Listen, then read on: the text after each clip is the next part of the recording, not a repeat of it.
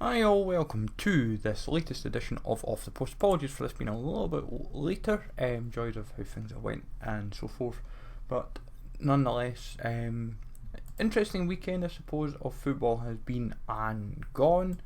Obviously we've had Premier League not being, say, the most surprising for the games that were played, I suppose.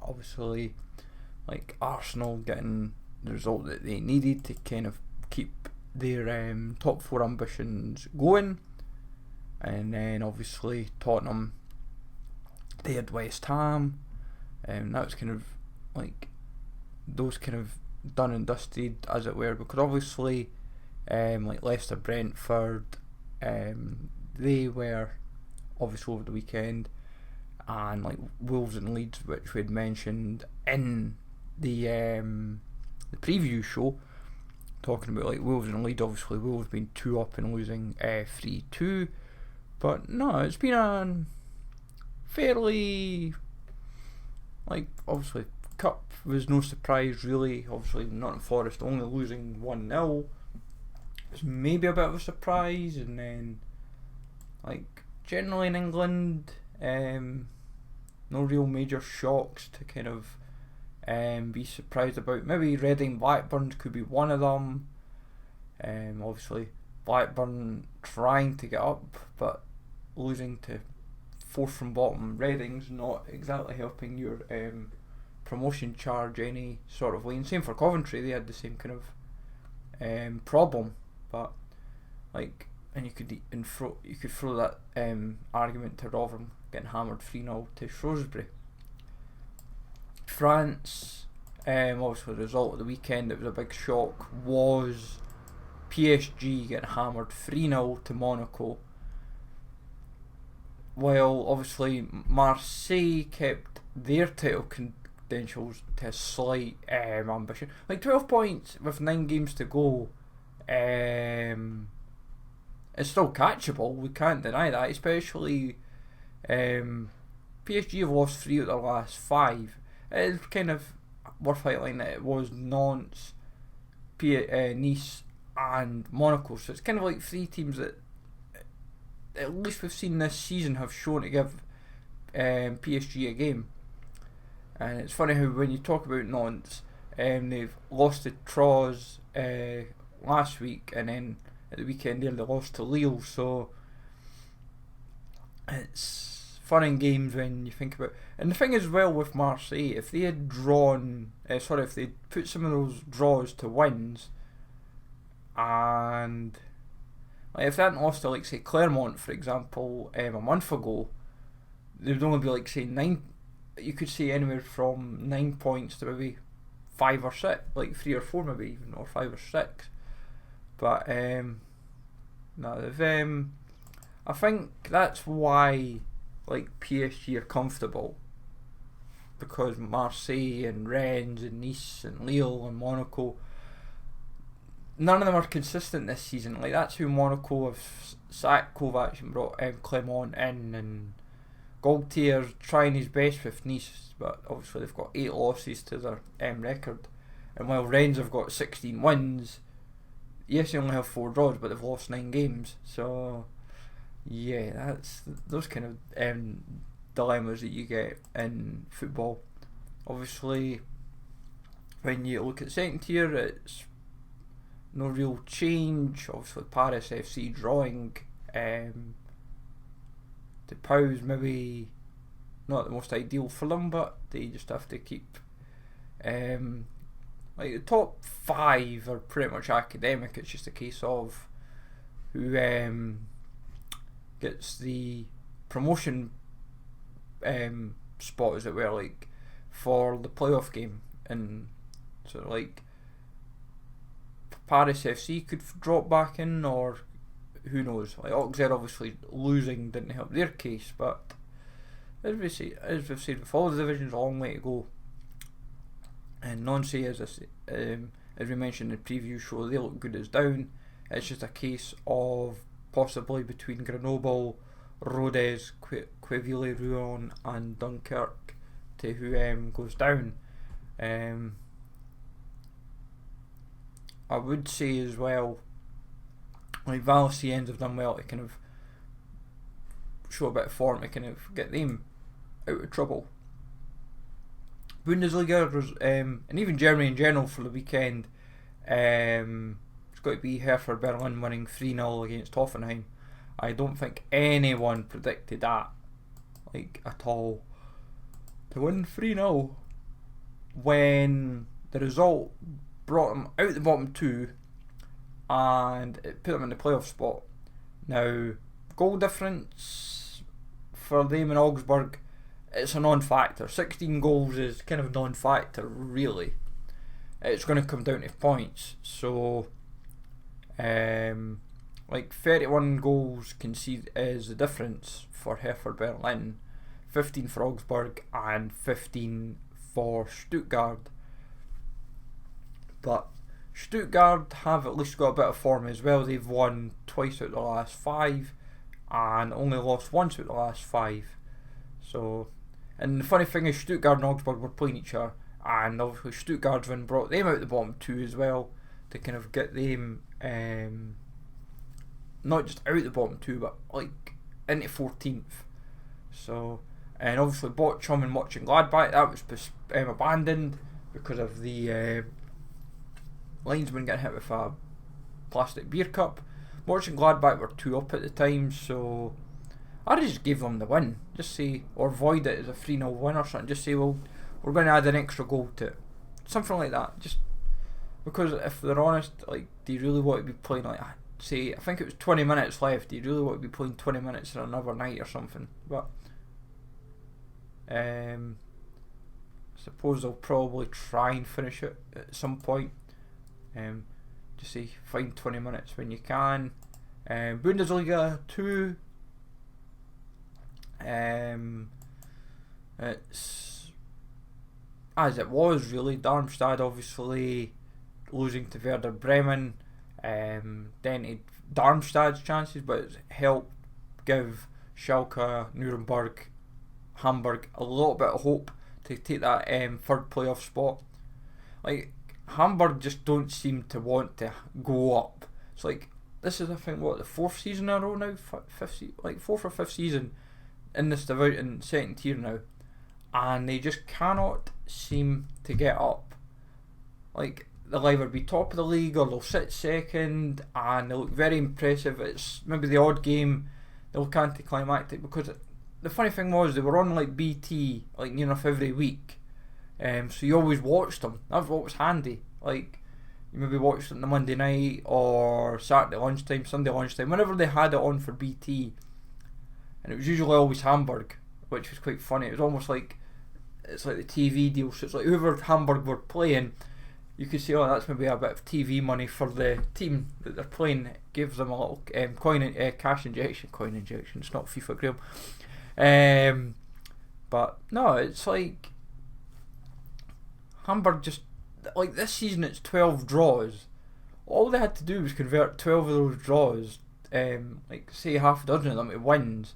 They'd be top of the league by 3 points, but it'd be a lot better than it would be. But yeah, I think what saves Hamburg at the moment potentially is that they are in a game in hand situation, and their game in hand is against Uwe, who are second bottom, so it might go in their favour. So you might say, well, if they're only 3 points behind Darmstadt with like 7 games to go, they might have half a chance of the playoff spot. They might finally do it, they might not.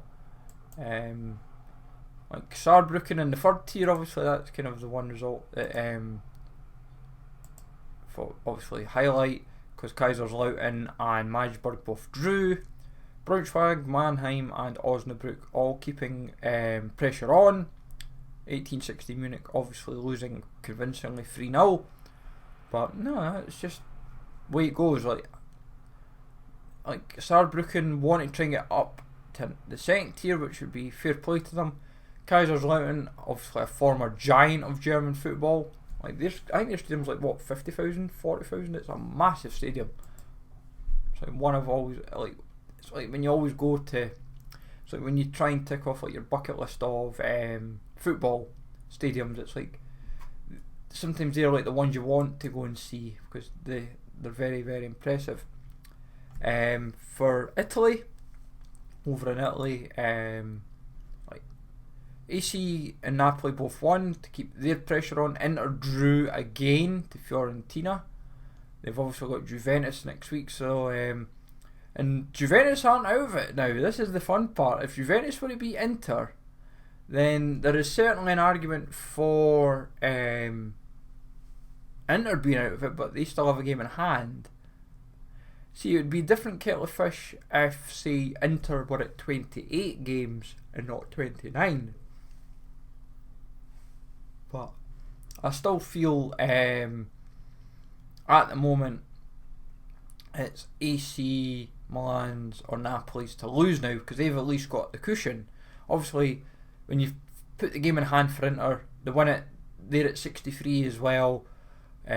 Juventus have still got a bit of work to do, but like Atalanta, obviously game in hand, they win that, they go to 54, which would put them above Roma.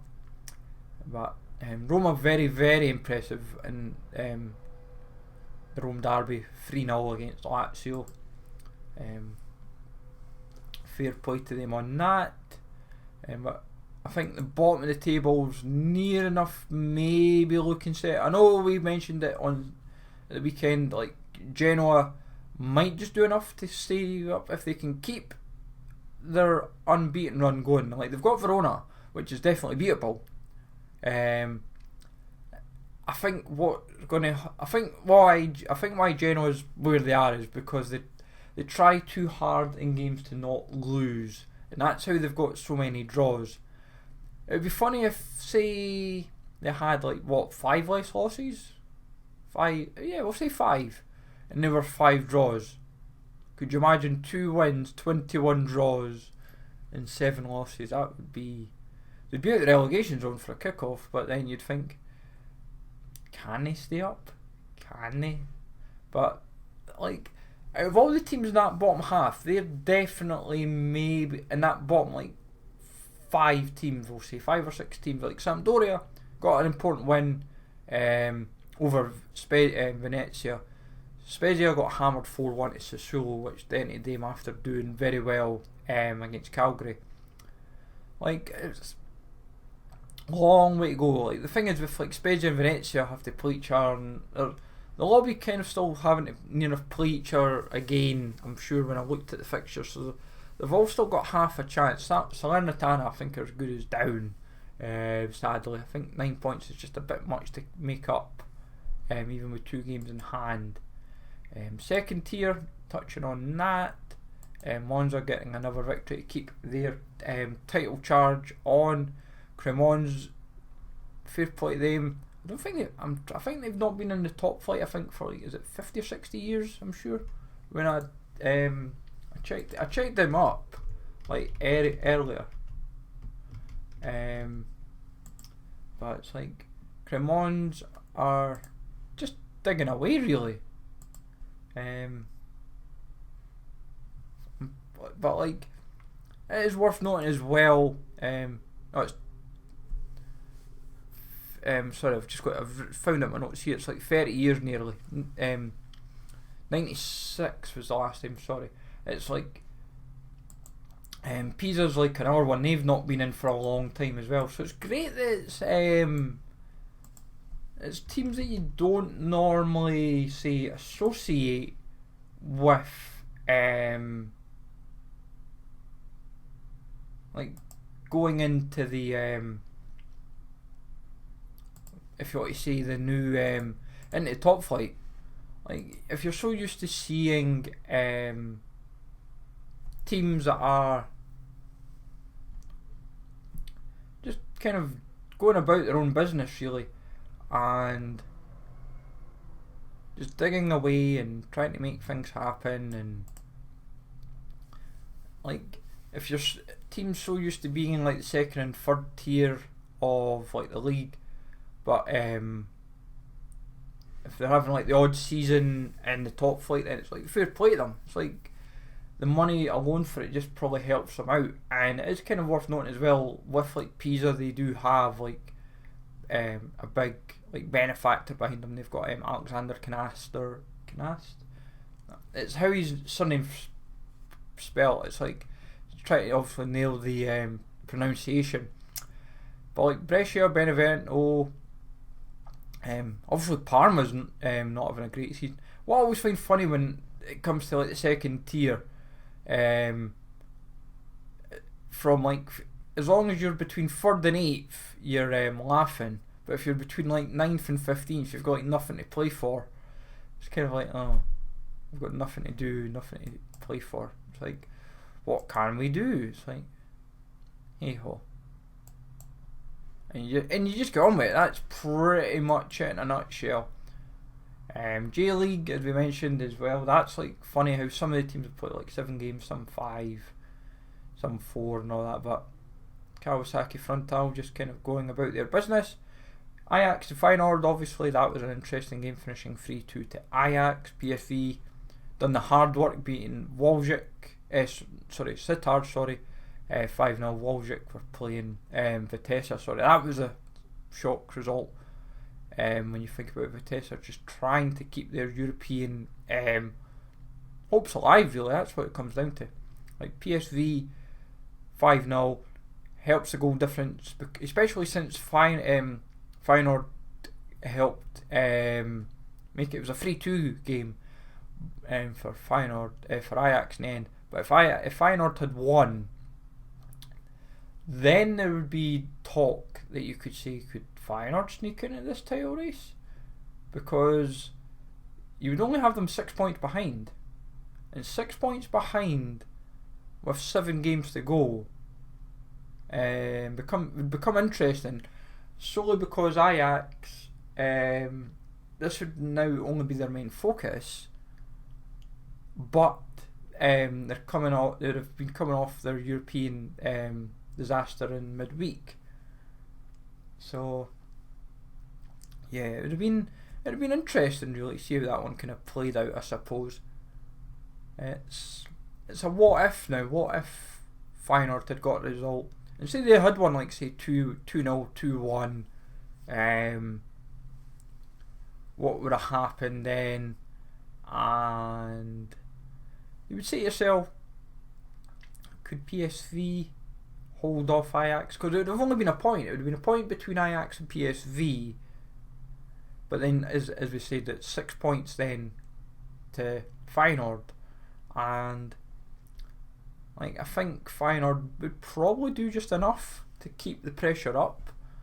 Like, and I'll even, just to kind of illustrate it further, I'll go over their games. They had Willem. Obviously, they've got Europe still, so they had Slavia Prague. But realistically, the only game that would be realistically a challenge for them would be the PSV game in the 8th of May.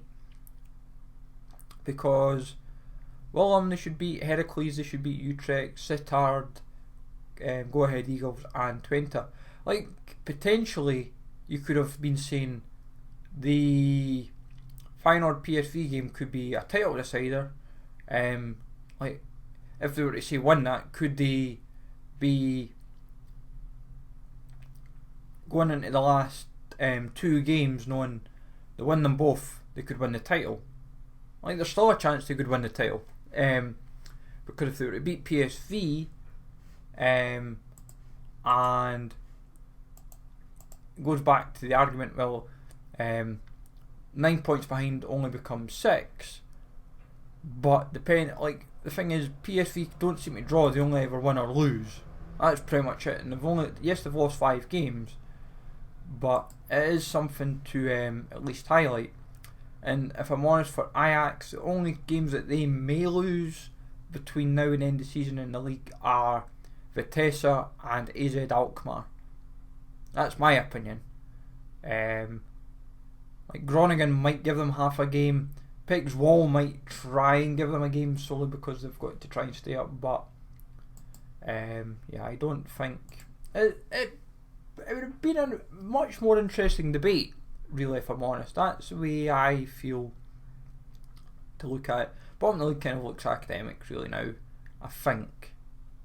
But we've said that a few times over the years for various leagues, because Sittard just dented their hopes. Obviously, they were never expected to beat PSV, but the 4 I think look good as down because Walsall got an important win, and as we said, it's up there. It goes from Heracles to Pixwall. We initially had like 7 teams because we had Go Ahead Eagles even thrown into the mix, but they got the win at the weekend, which helped their case against Cambuur. But it's like Pixwall, Sparta Rotterdam, Sittard, Willem. I think realistically they're the 4 that's fighting out. I find it funny, Willem, after doing all the hard work, like what was it, the previous season or whatever, getting into Europe, because they had Rangers in one of their games, which was funny games there. Poland, over to Poland now.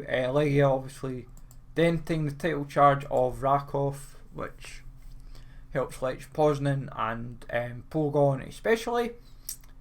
Legia just second draw of the season, just their second draw. Only Wisla Plock of fewer than anyone else in the league who have 3, so it's like, but I would say Legia's good as safe now because they suddenly found that little run of form, but I think a European spot for them won't happen. And it's worth noting as well that, like, if you're a coefficient person, this will make it interesting, especially if, say, the 3 teams potentially in Europe are Pogoń, Raków and Lech Poznan. If they were your 3, then it'd make it interesting from a I suppose a coefficient perspective. Like, could they dent their own coefficient, as it were? In Portugal, kind of no change really. Obviously still 6 points between Porto and Sporting, and then 6 points again to Sporting and Benfica, and then a further 12 to Braga. Gil Vicente just doing enough to keep 5th. They're obviously Gil Vicente obviously grateful Victoria Guimarães got hammered 3-1. Bottom end of the table, Belenenses, Moreirense, Tondela. Tondela obviously drew to Arouca. Didn't do either of them any favours because it's 2-2. Belenenses just getting points here and there. Santa Clara, like, that was a game they probably wish they'd won because it gave them half a chance, but still a long way to go. 7 games catches up on you pretty quickly, that's the only thing. Romania's just an interesting kettle of fish, really solely because of how it breaks off to Championship relegation group. We do the same. It's like top 6, bottom 6, and I just don't like the splits because it makes it not necessarily confusing. It's like, why not just have 38 games or whatever? Just stop mucking it about. That's really all that annoys me. Russian league still going. Saudi league, Martin Boyle keeps getting results for Al Fazali, so fair play to him. Obviously Al Hilal hammering Al Ali 4-2, and then Al Ittihad winning 3-0 in their game, and then obviously just a case of watching how that league now develops accordingly. Fair play to Al Ittihad for their performances this season. Scotland, the obviously main result was Celtic 4-0, Rangers grabbing a late winner with Connor Goldson. Hibs getting hammered 3-1 to Aberdeen after having the lead initially.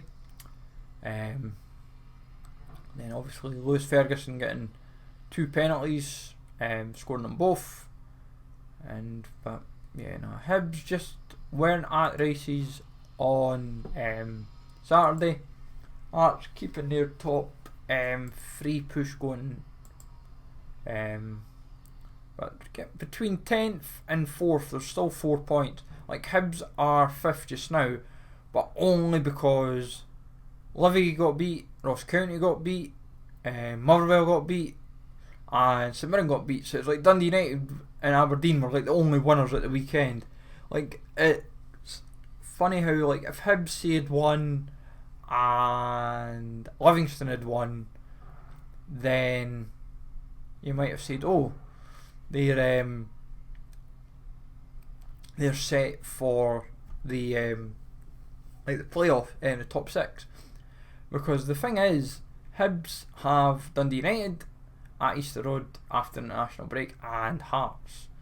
So yeah, it's like Hearts should breeze past Ross County, I would imagine, but with top 6 kind of looming for everyone still, it's going to be tricky. Like, I would say, like, St Johnstone and Dundee are basically bottom 2. That, I would say, in my opinion, is a given. It's just a case of who's going to be top 6 and who's going to be bottom 6. Well, namely 4th, 5th and 6th, and then 7th, 8th, 9th and 10th. So it's an interesting battle to watch. It's just kind of, it's painful that Hibs just can't seem to score.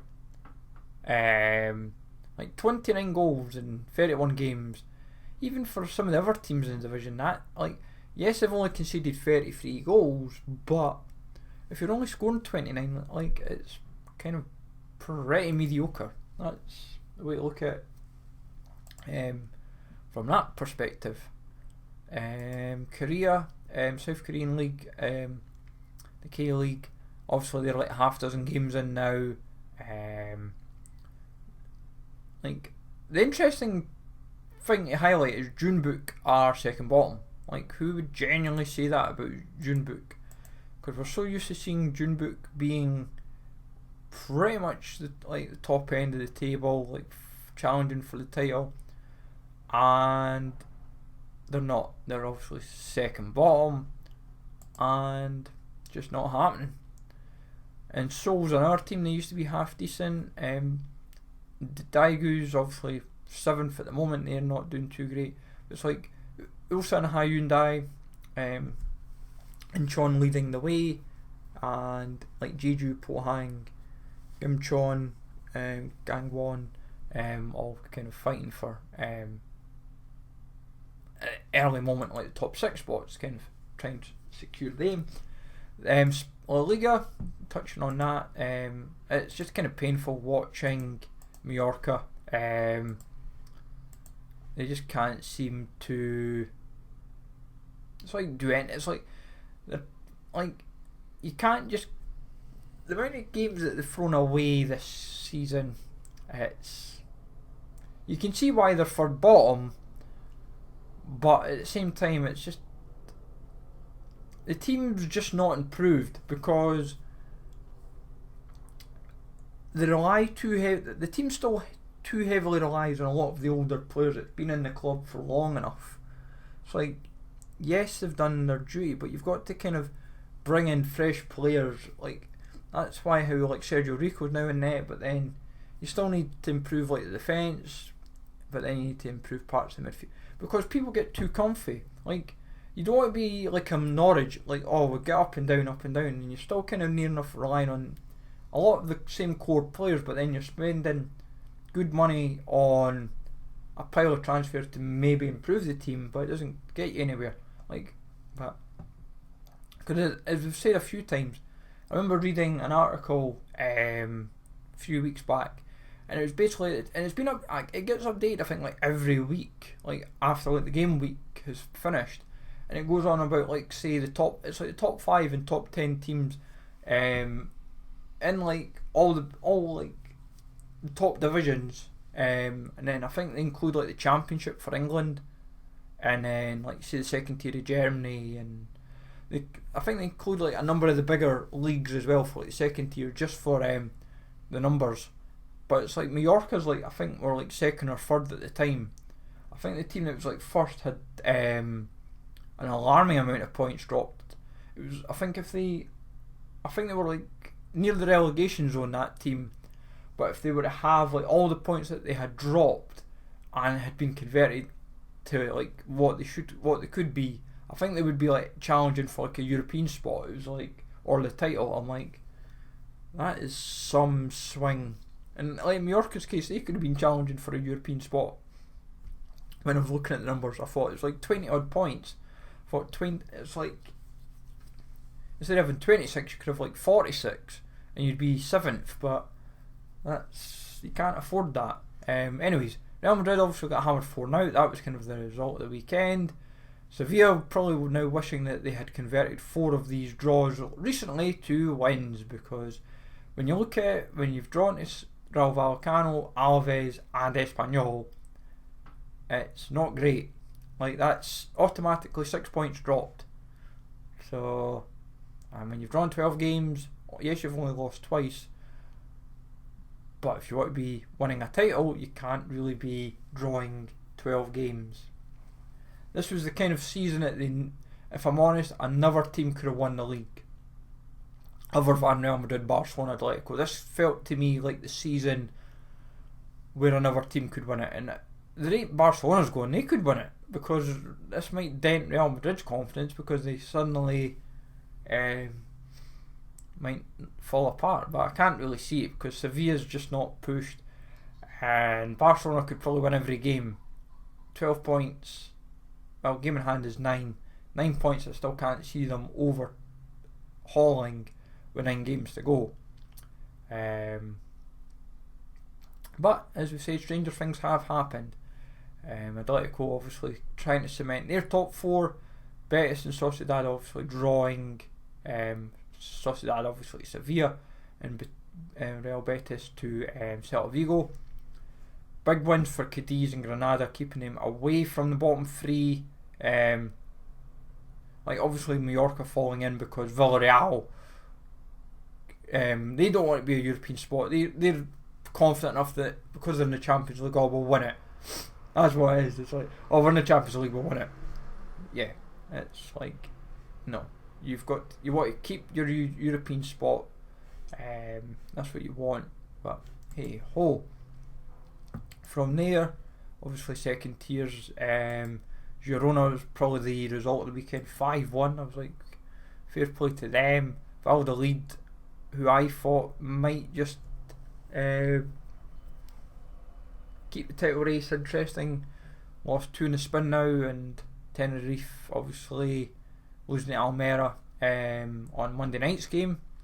So Almeria and Eibar just kind of doing enough like to keep the top 2 for them just now. Obviously Eibar drew to Ponferradina, but it's going to be interesting, I would say. Like, bottom 4, I would say is Academic Alcorcón, Amro-Brieta, Fuenlabrada. Like, some of their players in their squad's quite startling, and you see yourself like Pedro Leon, Real Sociedad's B team. Look, and like, you wouldn't normally see Gijon or Malaga in that bottom 6, or even Huesca for that matter. But yeah, it's the way it goes, I suppose. Swiss League, Zurich just continually doing enough to not necessarily upset the apple cart, but Basel, Young Boys, this season just nothing's happened for them. Lugano could be the shock package if they were to sneak into 3rd, taking Young Boys' European spot. I think where like Young Boys maybe lack a little, and I think this is where maybe how like the Swiss League especially does see a lot of could see change in it, maybe see every few seasons, and that's how like Zurich have maybe got that level of consistency. Because St Gallen obviously, they sometimes get into like the top 3 or 4, and then they end up finishing mid-table one season. But like Lausanne and Luzerne look as good as bottom 2. It's just a case of where it goes from there. MLS, obviously, it's like the result of the weekend, if I'm honest, was probably the Atlanta game, 3-3 against Montreal. Like, fair play to them. That was, if you're a neutral, that's probably the game to have sat back and watched and enjoyed. Obviously, for the Eastern Conference, it's Philadelphia leading that with 10 points, 3 wins and 1 draw. But I would say from like there, it's going to be interesting to see how like with like the Western Conference, like LAFC and Real Salt Lake lead that, but I think a few people had like Nashville challenging, same for like Inter Miami, but despite Inter Miami obviously selling a few and bringing, like, still keeping in like Matuidi and Higuain and that, but Inter Miami, fair bit of work to do, but obviously Shaqiri's at Chicago Fire these days. I think, if I'm honest, if he's firing, he could genuinely run. He could run riot in the league. He could be very, very impressive. Like, one goal, and I think he was given like he played a part in 2 other goals, but like, it just kind of shows what he brings to the table, as it were. So it's like fair play to him, in all honesty. That's the way I like to look at it. I've always liked Shaqiri as a player. Sometimes he might have like that. Sometimes it might be deemed his attitude, but each their own. Then going other parts of the world, other leagues, obviously the A League, Melbourne City keeping a 3-point cushion on Western United. Like Melbourne Victory obviously drawing, Western United losing to Sydney, and then obviously they played this morning, drawing 1-1. Joys of some leagues still going. It is worth highlighting that Western United do have 2 games in hand on Melbourne City, so there's still a chance that they could take top of the league. Like MacArthur's 3 games in hand, Melbourne's 4. It's funny how Melbourne City have 20 games played, and apart from Adelaide, who are at 19, like everyone else is between 15 and 18 games. So there'll be a lot of like 2-game weeks.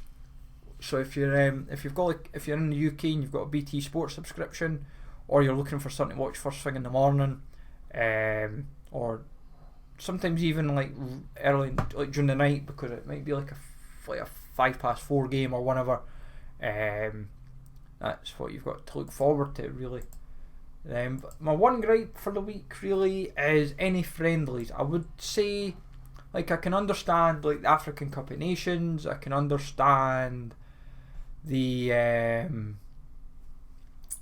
everything else that's going on, maybe for say like North and Central America. I can understand like the World Cup playoffs for like Europe or the Nations League and South America. Anything that's an international friendly, if I'm honest, they're the one thing I would probably have just said, why bother? Why kind of really try and put your players through the ringer, as it were? Like, I know for Scotland they would have been having the playoff game against Ukraine, and it's unfortunate, but and that's how they've obviously ended up with getting Poland as a game, because obviously they were due to play Russia, but obviously that became a walkover because Russia got thrown out. But I would say it's just really, that's the only thing I would really have just said. It's just, and it's international. If you're a friendly, I would just say, just not have it, really. It's like, let your players of your national team just have a break, give them a break, because for quite a few of them, they'll have like League and Cup, and in some teams' cases they'll probably even have like European games as well. So and that's why I've seen for quite a few of the nations, like say maybe some of the teams, like I've seen for Celtic, I've seen for I think Liverpool, seen for like Juventus and other teams, their players are just like, oh, I'm injured. It's like they're literally saying, oh, I can't play. If it's not, if they're not playing in anything important, over like these next like 4 days, as it were, they're like over like the next 4 or 5 days, whatever, or next week even, they're like, do I need to play kind of attitude. It's almost like they've looked at the fixture that they're playing for like the next week, and they're like, oh, I'm not really going to be like, why should I play? It's like, I'd rather have like the night, a few days off just to recover. Like, I don't mind representing my national team, but it's like, you see, it's like some of them have maybe thought, oh, he's give him a chance for an England cap or a Germany cap or an Italy. That's what you sometimes find for some of the teams. If I would almost say, if you're going to give some of the teams a chance, I would almost use clubs that have maybe not something to play for. So it's like, if the players if they play for maybe say a good team in that league, but they're maybe not going to necessarily challenge for Europe, or they're not in the Cups, or they're not in Europe currently, and it's like, well, could we use it to have a look at them, see how they would fit in the national team? Yes, it's maybe giving them a cap that some people might think, oh, they don't really deserve it, but yeah, it's like, some people just obviously will look at it in different ways. But I suppose we'll see how this plays out. Obviously, I think all the big usual nations should get through. Obviously, the interesting one for everybody is, could we see Portugal and Italy? That is what it's going to come down to. I think we'd assume we will, and then it becomes a case of, do we have the past European champions versus the current European champions in a battle, like, and it brings like the Ronaldo, like, because the way you've got to look at it as well, this could also be like Chiellini's, like the likes of Chiellini, Bonucci, Ronaldo, like their last World Cup chance, really, as it were. So yeah, it's going to be interesting. It's going to be interesting, and like, see how this all plays out, obviously. And then obviously when it comes to like the weekend ahead,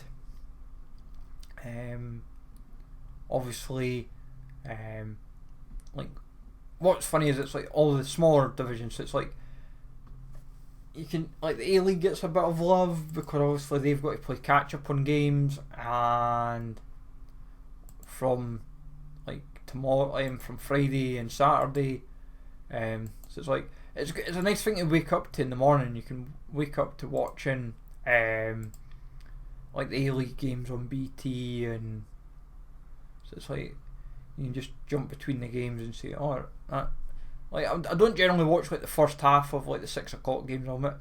It's usually whatever the second games are in the morning. Like, if there's like, and then it's like an 8-9 o'clock game, that's generally what I'm watching. And obviously if it's a Sunday, I jump between that and the EFL highlights on Quest.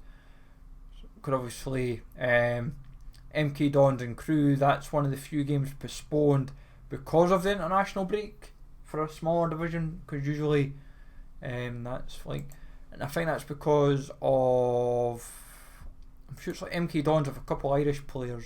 I think Crew are missing 1 or 2 as well. And that's the usual rule. It's like, if they're a first team player, it's like they can't play the game. But from a League One perspective, just to kind of touch on it, Rotherham, obviously, they will want to bounce back after that humiliating defeat to Shrewsbury, and obviously bottom 4, Wimbledon sliding in because of Gillingham. But I would say deep down, I think Fleetwood or Gillingham might slip in. It's a case of, does Wimbledon win their game in hand or to get out, or does Morecambe sneak out as well? It's only between those 6. Like, Doncaster could sneak out as well and bring in Fleetwood or Gillingham, but I'd like Wimbledon to stay up. But I think quite a few fans would quite like Wimbledon to stay up as well.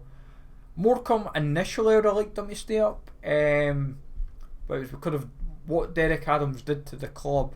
So I think it's more the club itself I'd have liked to have stayed up, but because of what Derek Adams did to the club, I think but naughty.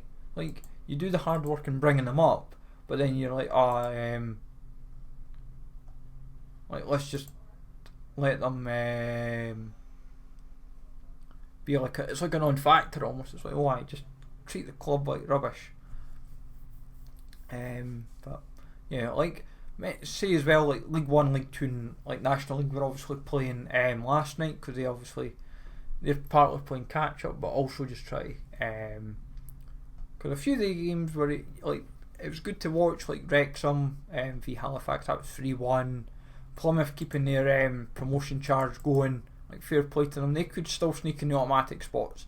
I don't see Wigan or Rotherham falling out of the top two, but Plymouth are certainly giving it a good go, I suppose. Like League 2 wise, Forest Green won obviously Monday night, 1-0, to at least keep their cushion at the top of the table, but also in the top three in general.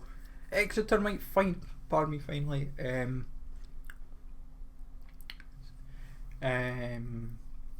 get up automatically, but obviously last night's draw to Port Vale doesn't help their case completely,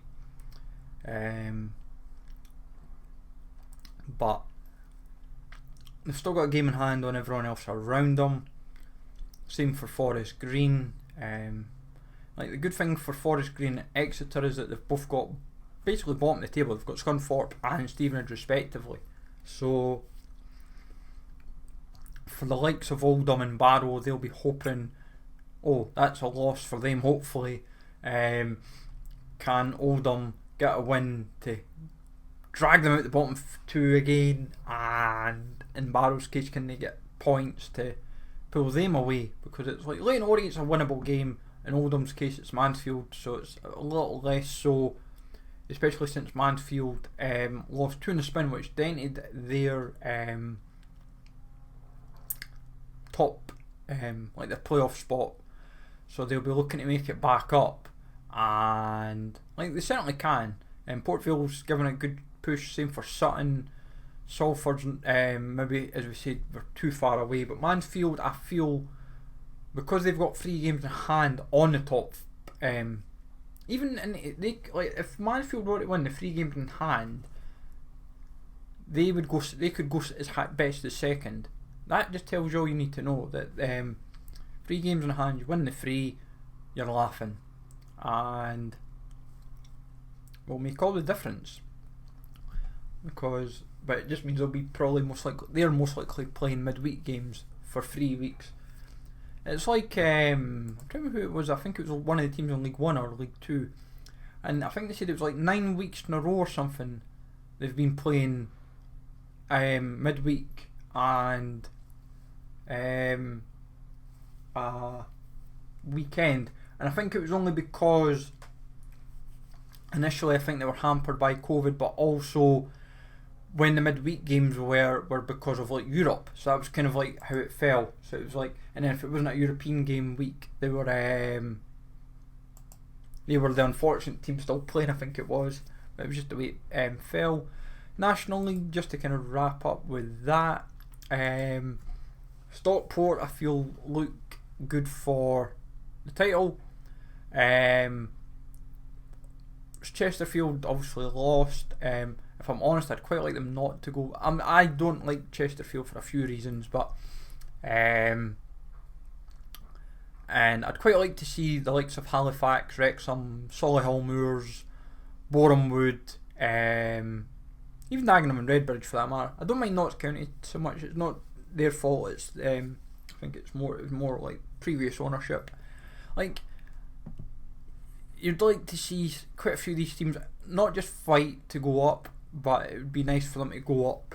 Like, Halifax haven't been in like the Football League for a long time. Same for Wrexham.